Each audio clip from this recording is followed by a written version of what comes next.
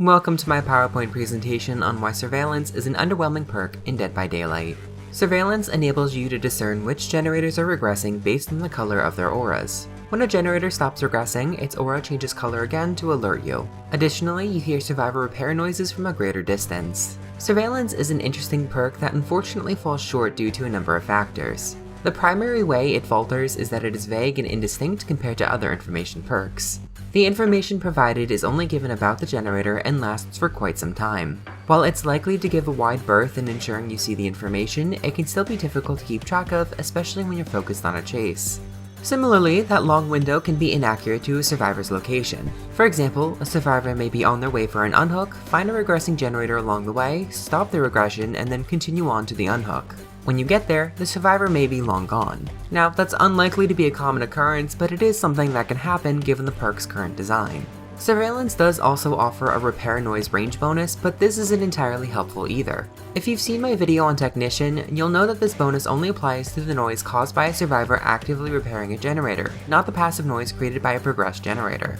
This effect is slightly more helpful for the killer, as you may be able to pick up on noises you may not have otherwise. At low progression, or when a generator is behind a wall, you may have a hard time hearing that progression.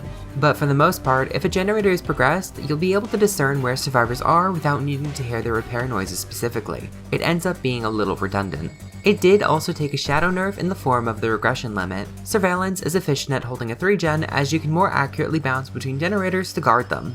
However, because the regression limit is in place, this strategy has been weakened. Now, I don't want to be too hard on the perk, as it does its job alright, it's just overshadowed by other information perks that grant more pertinent information at more convenient intervals.